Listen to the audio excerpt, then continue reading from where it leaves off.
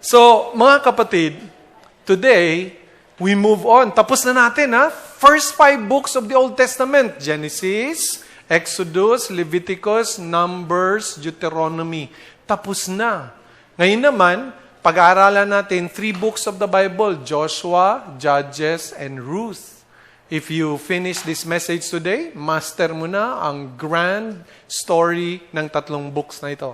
So, where do we begin? We start with, remember, si Moses, ano nangyari? Lesson natin last week? Moses was not able to go and enter the promised land, correct? Because of disobedience. No? Lahat ng mga 20 years old and above, when they left Egypt, they all died already, passed away. Yung mga 19 years old and below, sila naman ngayon ang tinawag ng Diyos, tinuruan ni Moses ng law, no, for the second time, and then they're now ready to enter the promised land. Kasi yun naman ang promise talaga ni Abraham, di ba? Leave your place, this is going to be your land. Napunta lang sila ng Egypt for 400 years, no? Now, hindi na sila isang pamilya, isa na silang bayan. Ang dami, how many? 2 to 3 million people strong, with 600,000 strong fighting men. They're about to enter the promised land. Sino ngayon ang papalit kay Moses? Ito lang masabi ko sa inyo. Kung sino man ang papalit kay Moses, mahihirapan. Alam niyo bakit? Matinding leader si Moses, right? He was always listening to God, in the presence of God. Napakalakas na leader. Yung mga miracles na ginawa ni God on His behalf, maraming nagrebelde sa Kanya, nagrereklamo, pero lagi si God was on His side. And so, maraming pinakitang wonder si God through His leadership. Mahirap sundan si Moses. But the good news is, meron siyang, remember yung 12 spies? 12 spies? Di ba 10 sabi, we cannot do it. 2 nagsabi, yes, we can. Sino yun? Joshua and Caleb. And Joshua is the one pinili ni God to take the leadership after Moses. So write this down in your number 1, Joshua. We start with Joshua. Alright? Now, who is Joshua? God raises up a new leader. A new leader. And this Joshua is a 5-star general. In the 40 years na nandun sila sa wilderness, si Joshua ang kanang kamay ni Moses. No? He's 5-star general. Siya yung bato ng Israelites. Ayan. 4-star lang ba? 4-star lang si bato. Okay. I stand corrected. Mas mataas pa to kay bato. Mataas pa to kay bato si Joshua. So, anong hand sign natin kay Joshua? Sapagkat isa siyang military leader, ang hand sign natin, pag sinabing Joshua, ay, yan. Di ba? Joshua! Alright? Hand salute. Okay? So, sige nga, nakaupo lang kayo, kaya niyo to. Ready? Go. Joshua! There you go. Kailangan may ongos, hindi Joshua. General nga eh. Mataas pa kay bato. Ayoko na makita, Joshua. Joshua! Tapang. Alright? One more time. Ready? Get set. Go! Joshua! Alright. Yan po si Joshua. 5-star general. Now, anong strategy ni Joshua? Joshua leads the people into the promised land. And they cross the river Jordan on dry ground as an act of validation of Joshua's leadership. Malala nyo, si Moses, pinatunayan ni God na siya ay kakampi ni Moses. Anong ginawa ni God? Red Sea, hinati niya. Believe lahat ng Israelites. 2 to 3 million, baw kay Moses. Di na kami kontra. Although, makulit pa rin sa 40 years, medyo nagre-rebelde pa rin. Dito naman, pagpasok nila sa promised land, anong ginawa ni God? Sabi ni God, daan ka uli ng river. Tapos, it was a time na kung saan pinakamataas ang tubig sa river na yon. No? Sa lahat naman ng panahon. Bakit hindi tag-araw, di ba? Para kunti lang tubig. Talaga si God, no? Kayo lang makapag-iisip. Bakit kaya gusto ni God yung pinakamataas na high tide sa river? Doon sila pinadaan. And then, anong ginawa ni God? tinigil din niya yung river. No? Hinarangan niya so that nakakross sila. So, again, lahat ng mga tagasunod ni Joshua, all the Israelites, sabi, truly, we should follow Joshua. He is God's servant. He is the leader that God has called. And then, God calls Joshua to an unconventional method of warfare. No? Ibang klaseng method of warfare. Walang baril, walang artillery, walang howitzer, walang M4A1, walang 45, 38, 9mm, wala. Babasahin niyo po kung kayo po'y nagbabasa sa Facebook natin every 5 a.m. lumalabas, o kaya sa inyong booklet, kung bumili kayo ng booklet. It's so nice to read the daily devotional. You will know the details of what happened, no? Kung paano, anong ginawa. It requires faith. It requires faith. No? Ayan. That's all it required. Ibang klaseng pakikipaglaban at nanalo sila Joshua.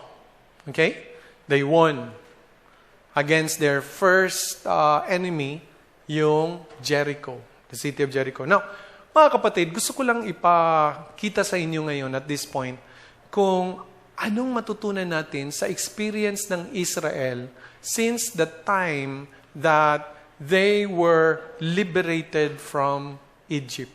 No? It's called the teach, test principle.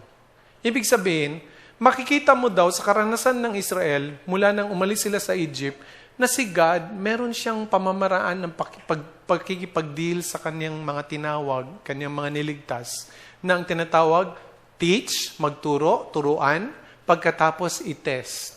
Hindi parang eskwela, parang DepEd lang, di ba? Tuturuan ka, maya-maya, first quarter exam. Correct?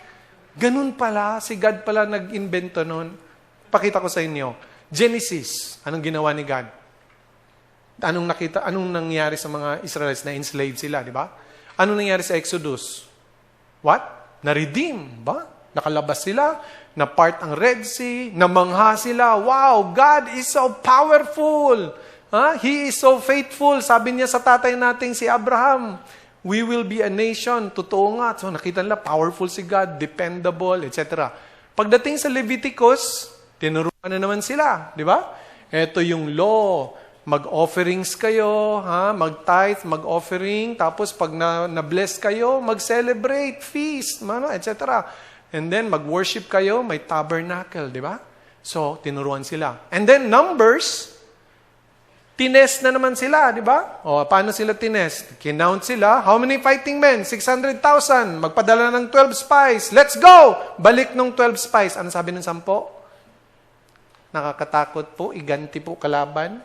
600,000 kayo, pero hindi po natin kaya. Ano nangyari sa test? Pinakita ni God, He is powerful, faithful, dependable. He is on the side of Israel. Anong nangyari sa test na yon? Pasado? Fail. Right? That's why they went through 40 years of wilderness. And then, in Deuteronomy, tinuro uli ni Moses, correct? Tinuro ni Moses. Diba? 3 sermons. Last week, yun ang lesson natin. Second, anong tawag doon? Second law. Tinuro uli ni Moses for the second time, ang law. And then, dito sa Joshua, anong sabi? Kita niyo yung river na yan, mataas, high tide, cross kayo dyan. And conquer, go into Jericho. Bilang sila, 600,000. Anong sabi nila? Kaya na to, sabi ni Joshua. No? Kasi sabi ni God, huwag kang matakot, I'm with you. Sabi ni Joshua, sige, kaya, cross! Right? Anong nangyari? They were retested. So nakita niyo yung style ni God? Tuturuan ka niya, ititest ka niya. If you fail, tuturuan ka uli. Ititest ka uli. If you fail pa rin, tuturuan ka uli, ititest ka uli. In fact, when you go to the New Testament, tingnan mong style ni Jesus. The same. Example, Mark chapter 4, verse 8. Chapter 4 hanggang chapter 8, makikita mo tong pattern na to ni Jesus. Tingnan nyo. In Mark chapter 4, makikita mo, He did parables. No? Tinuruan nila. Nagturo siya ng parable of the sower, parable of the growing seed, parable of the mustard seed. Pagkatapos, tinest niya. How? Storm. Malala niyo yung storm? It followed after the teaching. No? So, nandun sila sa barko, biglang nagbagyo. Anong nangyari? Lord, mamatay, wala ka bang paki sa amin? Hello? Fail na naman. Tinuruan uli ni Jesus. Next, ano tinuro ni Jesus? Nagawa siya ng miracles. Demon-possessed, na libre, ang patay, na buhay, ang may sakit na babae, no? Gumaling. And then, He tested them again. The next chapter, He sends out 12. Alright? Pagbalik ng 12, ang reklamo nila, Lord, may mga demonyo, hindi namin ma-deliver. Hindi namin mapatanggal. May mga sakit, hindi namin mapagaling. Tapos may mga iba. So, and then, next, He taught them again. Anong ginawa niya? He taught them. Paano niya tinuruan? Pinakitaan ni Jesus. Feeding the 5,000. Right? He walks on water. Naglakad siya sa tubig para ipakita talaga. He is powerful. He is faithful. He is dependable. He heals the deaf. And then, He feeds another group of people. 4,000 na naman, pinagaling niya. And then, after that, if you read Mark chapter 4 to 8, anong next? He tested them. Tinanong niya si Peter. At this point, sabi niya, Who do you say that I am? You see? The same thing, mga kapatid. Ang pattern ni God, ang pattern ni Jesus, the same. And so, let me take this time right now sa buhay ninyo. Ask yourself, saan ka sa buhay mo na sa tingin mo, tinitest ka ni God? No? Siguro may mga pagsubok na dumarating sa buhay mo and God is testing you. Right? Okay? Maybe, God has been waiting on you to start the good habit of waking up early in the morning and read your Bible and listen to God and have your quiet time with God. Baka matagal na yan. Na start, tigil. Ngayon talaga, January, gagawin ko na. February, wala na naman. Or maybe, it's a bad habit that you need to break. Sino sa inyong lulong sa Pokemon Go?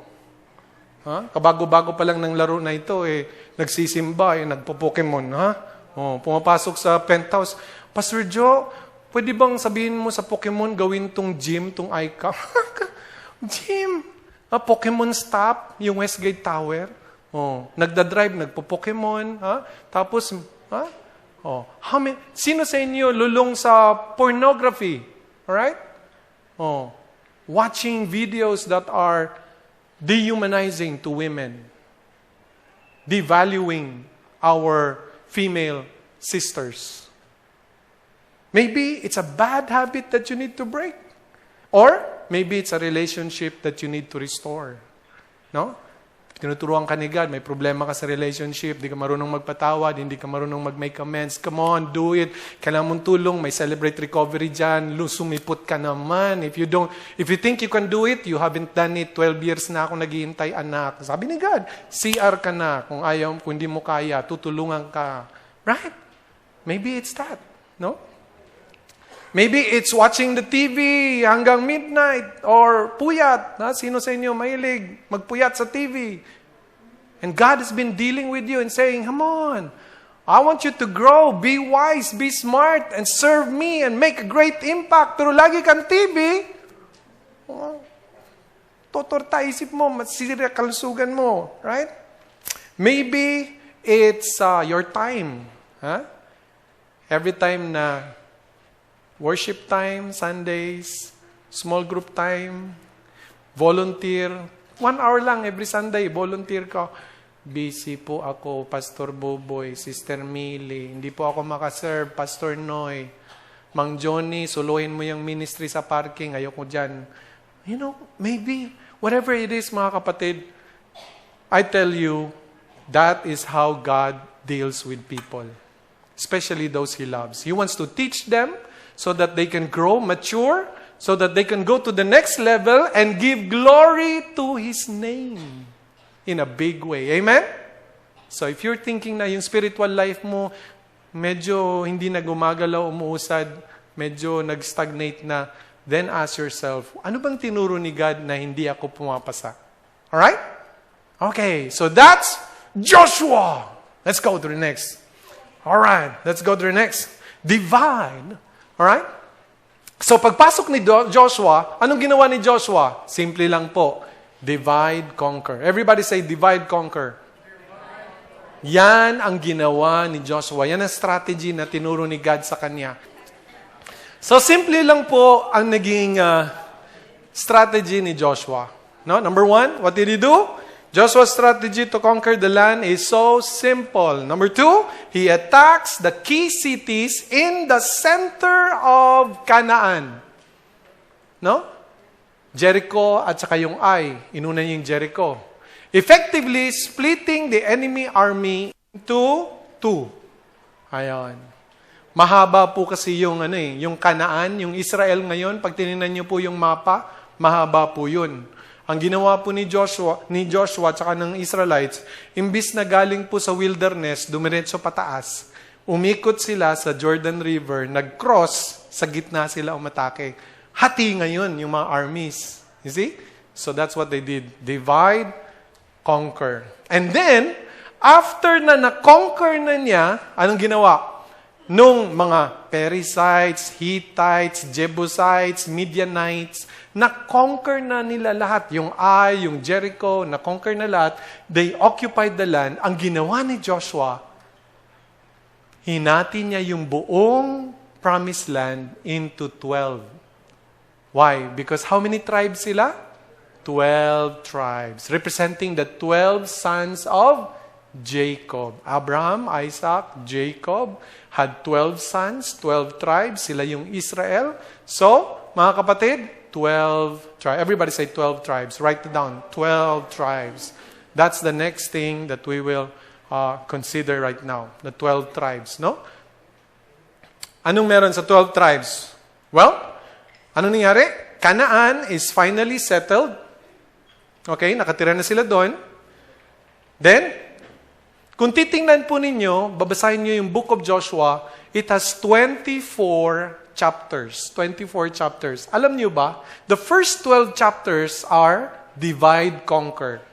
The next 12 chapters is divide, settle. Ano pong nangyari dito? Ang nangyari po is, after 400 years of waiting, remember, 400 years nang dumaan, God fulfills the promise made to Abraham back in Genesis. Diba? That's what's happening here. Nakapasok na sila. They are now finally occupying the promised land. 400 years po ang dumaan. Now, you remember, paano naging posible to? It became possible because God took the Israelite nation from Egypt. Paano sila nakalabas sa Egypt? The final plague. Yung the death of the firstborn. Paano sila naligtas dun sa death of the firstborn plague? When they put a blood of the lamb on their doorpost. Malala niyo yun? Anong tawag natin doon? Anong sign doon? Passover. Pinahiran nila ng dugo ang mga pintuan nila ng blood of the perfect lamb. Nung nakatira na ang mga Israelita, no, sa promised land, 12 tribes, all of them, ang ginawa ng Diyos para pangunahan, gabayan, tulungan sa mga issue-issue ng ugnayan sa lipunan, na ngayon ay sila ay nakatira na doon, sila nang nagpapatakbo, sila nang namumuhay, for the next 400 years, 400 taon, they were led by what we call judges. Write it down, judges. No? At doon po sa aklat ng Judges, meron pong na-mention, hindi po lahat, pero ang na-mention lang po sa aklat ng Judges sa ating Biblia ay 13 pangalan ng mga sikat na judges, no? Kilalang judges na nasulat ang kanilang mga pagkilos bilang judge sa book of Judges. Sa 13, 10 ay binanggit lang ang pangalan. Pero 3 ang binigyang diin ang kwento. 3 po, 3. Ano bang trabaho ng mga judges noon? 2 po ang kanilang role. Number 1, they were military fighters. Mga mahuhusay po to sa pakikipagdigmaan. Kasi nahati po sila sa 12 tribes. Minsan-minsan may mga lumulusob na mga ibang bayan sa kanilang mga tribo-tribo. So yung mga judges sa bawat tribo ay handa pong lumaban. Marunong pong dumiskarte ng pakikipagdigmaan. Military judges, pero hindi lang po yun. Pag meron ng mga problema ang mga mamamayan tungkol sa yung kambing ko, kinuha ng kapitbahay. Yung tupa ko, akin yan, inangkin, no? O kaya, pananim ko, nasira, hindi nagbayad yung nakasira, dinaanan ng kalabaw niya, sila ay nagsiserve as court judges.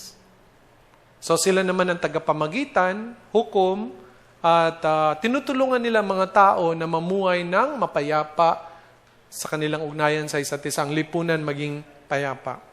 3 ang binanggit sa Bible na talagang kinwento yung kanilang pagiging judge. Ang isa dyan ay si Deborah. Write this down, Deborah. Si Deborah ay nabigyan ng atensyon sa Book of Judges. Alam niyo bakit?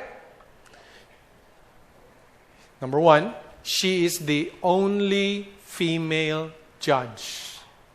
Siya lang ang tanging nag-iisang babaeng judge nung panahong yon. In all of 400 years, isa lang ang naging female na judge. Now, bakit siya nabigyang pansin at naisulat ang kanyang kwento sa Biblia, no, compared to the rest? You know why? Write this down. She stands out from the rest of the judges because after the battle was over, pagkatapos siyang manalo sa digmaan, she gave God full credit and glory. Kakaiba si Deborah. No? Hindi lang siya babae, pero yung lahat ng panalo niya, no, binigay niya ang glory kay God. Di ba tayo, pag nanalo, pumasa sa exam, na-promote, galing ko talaga. Ikaw na maging ako. Ang ating slogan, it's hard to be humble when you're as great as I am. Di ba yan ang ating... Pero si Deborah, kaya siya naisulat sa Bible because natuwa si God, na-please si God, na yung victory niya, binigay niya ang credit kay God. So mga kapatid, I urge you, whatever your victory is, promotion, increase, profit sa negosyo, success sa relationship, sa mga anak, na mga awardees, gold, you always give God the glory and the full credit. You can never go wrong. God will be pleased with you and will continue to shower His blessing upon you. Deborah. Next, mga kapatid, na naisulat ay si Gideon. Si Gideon ay isa sa mga judges na 13. Mababasa niyo ang kwento niya sa Judges chapter 6 to 8. Siya po ay tinawag na reluctant judge. Ano ibig sabihin ng reluctant? Yung, Lord, ako ba talaga? Kaya ko ba yan, Lord? Hindi naman ako warrior, Oh. Ako nga bunso no? Kulelat. Halos hindi nga ako pumasa sa board, sa bar. Mga ganong klaseng, you know what? And gumamit siya ng fleece. Ano yung fleece? Ang fleece po ay ngayon, pag bumili ka ng fleece ngayon, bibigyan ka po ng parang coat or jacket na gawa sa balahibo. Balahibo ba tawag nun? Balahibo ng buhok ng lamb, no? Or sheep, wool, no? Yan. So gumamit po siya ng fleece kasi tinawag siya ni God, hindi siya sure. Ang sabi niya, God, kung ikaw talaga yung tumawag sa akin, eto. Nakita mo yung fleece na yan? Sabi niya, nilagay niya sa lupa. Gawin mo ng basayan, pero lahat ng lupa dry. Fleece, no? O, nangyari, paghawak niya sa fleece, pagpigaan niya, may tubig, pero yung lupa dry. Sabi niya, ikaw na nga to. Pero Lord, wag kang magalit ha. Isa pa nga. Binagsak niya uli yung fleece. Lord, gawin mo nga. Basa ang lupa. Pero yung fleece, hindi. Kinuha niya yung fleece. Piniga niya, walang tubig. Pero yung lupa basa. Sabi niya, Lord, ikaw na nga yan. Puts out a fleece twice to confirm God's choice. Kakaiba si Gideon kasi ayaw niyang kumilos kung hindi niya sure na si God talaga ang nag-utos sa kanya. No? So, humingi siya ng sign, 2 imposibleng sign, and sumagot si God. Nag-guide siya, naging sure siya. And so, you know what? 300 lang yung soldiers niya. Ang kalaban nila, 100,000. 300 lang soldiers niya, panalo siya. So, mga kapatid, I assure you, if you follow God's path, purpose sa buhay mo niyo, God's will, He will make you victorious no matter what the odds. Huwag niyo isipin, sino ba ikaw, sino ba ako. But with God, you are going to be victorious. Next! Another judge, mga kapatid. He was one of the judges na ginamit ni God to protect His people from attacks by the enemies. And anong katangian ni Samson? Well, he is the strongest judge. Guess what his weakness was? Women. Yon. Kung sino naman yung pinaka-adonis, maskulado, laging nasa gym, talaga namang lahat ng kalaban ng Israelite takot sa kanya. Pag may kalaban, siya lang ayaw tumawag ng kakampi, siya lang. Ubusin niya ang lakas niya. Blessing siya. Kaya lang, ang motto niya, hindi lang blessing to the God's people, blessing to women. Yan. May mga ganung lalaki, ang isip nila sila ang regalo ng Diyos sa kababaihan. No? Ang tingin nila sa sarili nila. Alright? And that's Samson. No? That was his big weakness. And if you want to know the story, paano siya na-hook, makipagrelasyon, no? Makipag-ugnayan, makipag-asawa sa isang hindi makadiyos na babae. Alright? So, warning sa mga young people natin na pag pumili kayo ng mapapangasawa, make sure that that person loves God, loves His purpose, kasi hindi ka mapapahamak. Pero kung malayo kay God, iba ang layunin sa buhay, pera, self-interest, mag-iiyak ka. No? So, make sure that pag may type kang boyfriend, dalhin mo na sa 101, Steppy. Ipaturo mo kay Pastor Noy para ma-in love kay Christ. Ganun lang yun. Di ba? Para sigurado ka you grow and you serve God together. Yun ang nangyari kay Samson.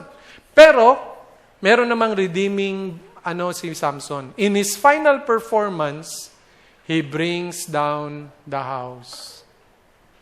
Nagsisi din siya sa bandang huli sa kanyang mga pagkukulang sa pagiging judge ni God.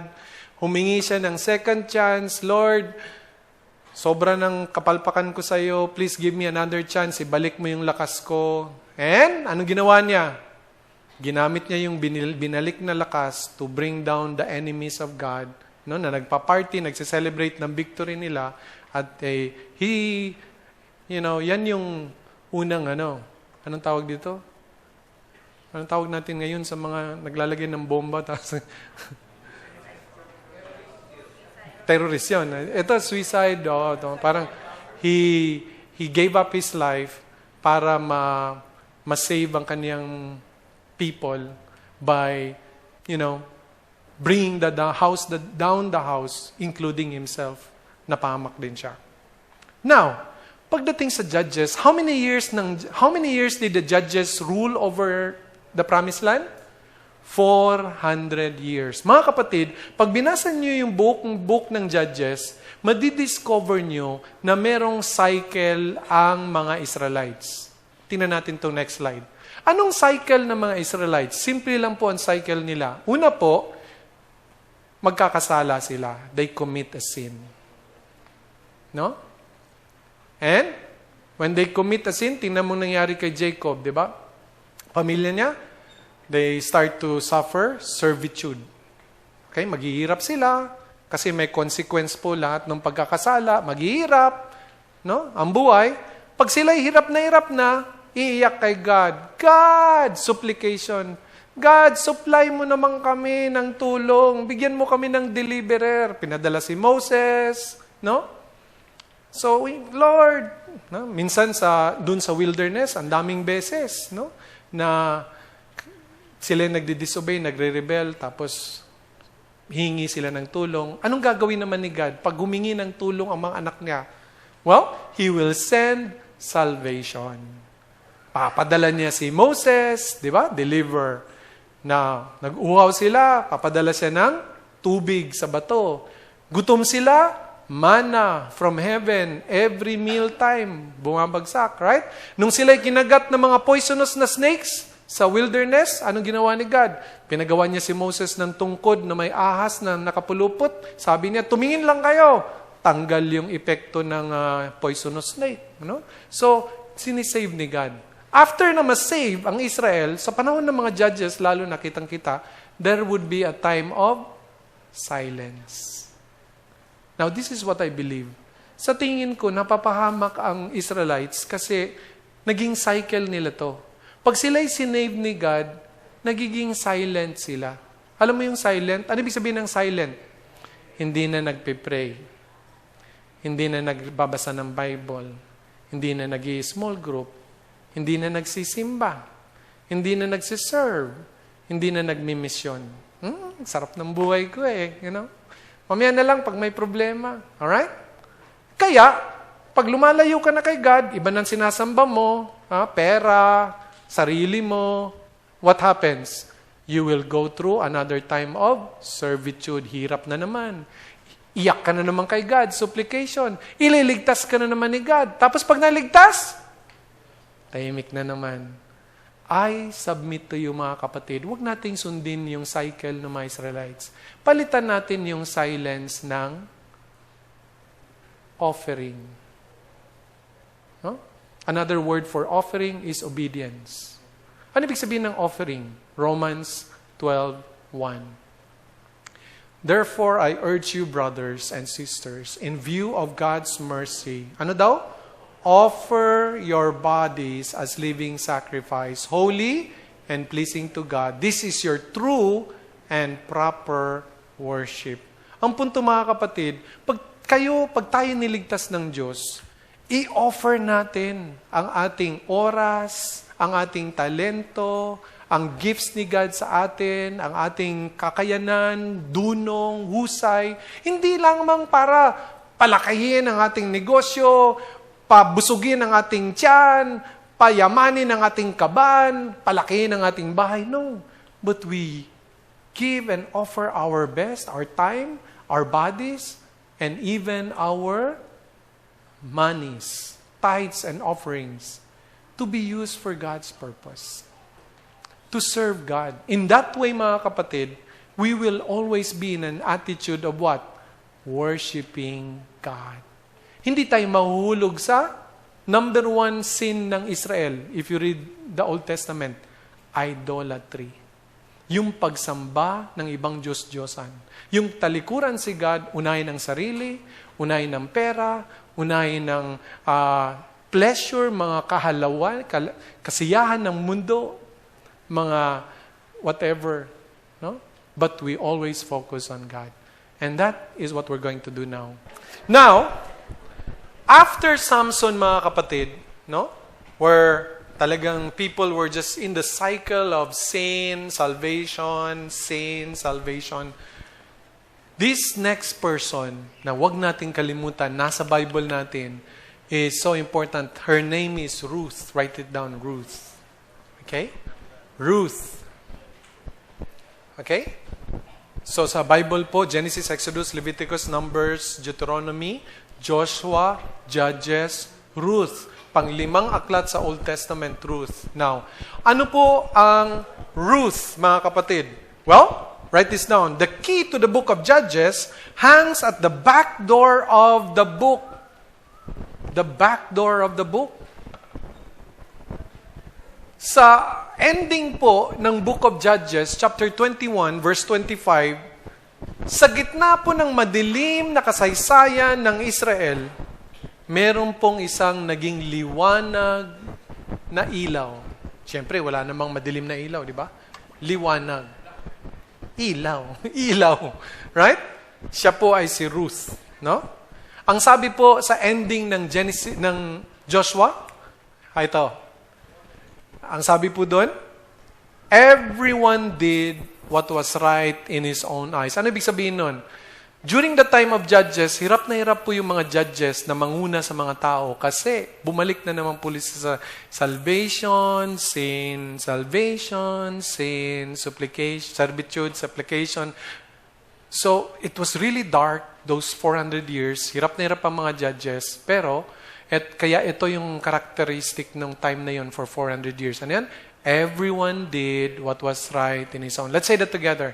Everyone did what was right in his own eyes, except Ruth. Yeah? Kung kayo po'y nagtatanong, meron bang be careful with my heart till I met you sa Bible? Eto po yun. Kasi ang aklat po ng Ruth ay isa pong love story tungkol sa isang babae na nasa gitna ng ating Bible. Magugulat ka, merong teleserye sa gitna. No? Ang pangalan ng title ng book, Ruth. No? Kaya, meron po tayong hand sign dyan. Everyone, okay, everybody, while you're seated, hawak sa likod ng tenga, everyone did what was right in his own eyes. Huh? Again, everyone did what was right in his own eyes, except, kasi love story, Ruth. Ruth. Alright? Let's do it again. 1, 2, 3. Everyone did what was right in his own eyes, except Ruth. Except Ruth. Alam niyo mga kapatid, Ruth is a character story of love and redemption set in the dark days of the Judges. Love story siya, pero hindi lang siya love story. It's also a story of faith. Bakit? Anong ginawa ni Ruth? Sa maniwala kayo't hindi, si Ruth po ay hindi kasama sa angkan ni Abraham. She came from a different nation. Okay? She came from a pagan background. Okay? Anong ginawa niya? She forsakes her pagan heritage in Moab. Moabite po si Ruth. In order to cling to the people of Israel and the God of Israel. Kakaiba talaga si Ruth kasi hindi siya Israelite. Ha? Pero, sumamba siya sa Diyos, nanalig siya sa Diyos ng Israel at minahal niya ang mga Israelita. That is so everyone did what was right in his own eyes except Ruth. And you know what? How did God bless her? Mga kapatid, right? You can see this in your notes. Because of her faithfulness, in a time of faithlessness, God rewards her with a new husband. Sino sa inyo naghahanap ng asawa? Malinaw po sa kwento ni Ruth, be faithful to God. Serve your best to God. Alright? Be faithful. At binigyan sila ng isang anak na si Obed.